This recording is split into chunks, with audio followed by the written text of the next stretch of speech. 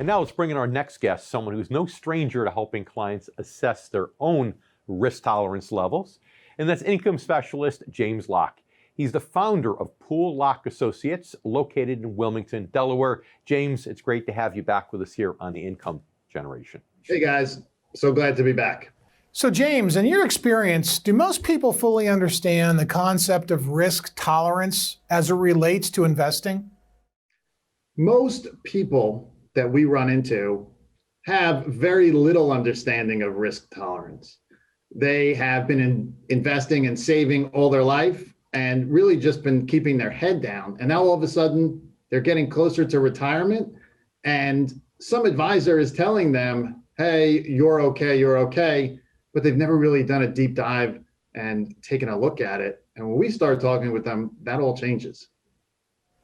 Not surprised by that at all. However, as an advisor that you are, James, how important is risk tolerance in helping you build the right strategies for a particular client's need?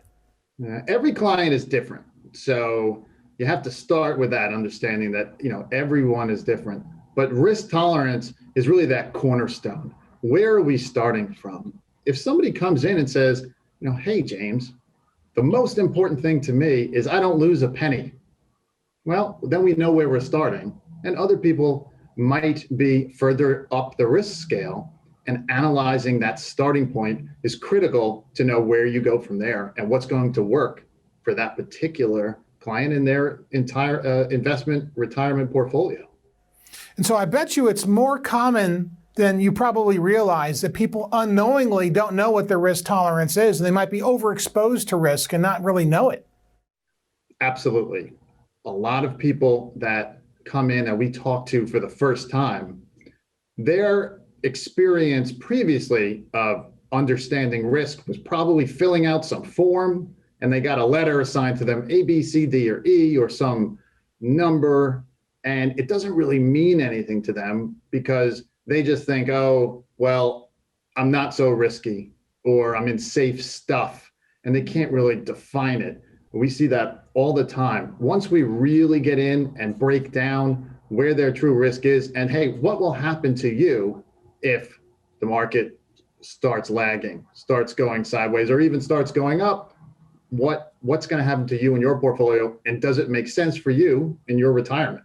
And James, you and I love those canned risk tolerance questionnaires, equally, right? That they're there for one purpose, and that is to cover the rear end of the existing advisor, is it not? Yeah, absolutely.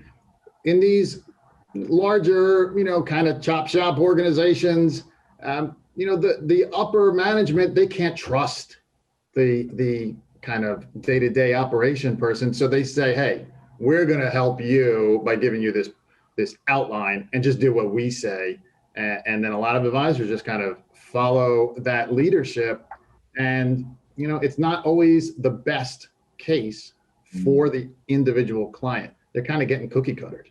And firms make more money in most cases when they can manage risky assets. They could charge higher fees, higher commissions. So most of those questionnaires end up pushing you up a notch or two from where you really should be. Bottom line, out of every 10 people that first come to see you, how many of those 10 have an allocation that's right for their risk tolerance? What do you say? What number comes to mind right away? I would say 15% at best have a risk tolerance that matches where they're supposed to be.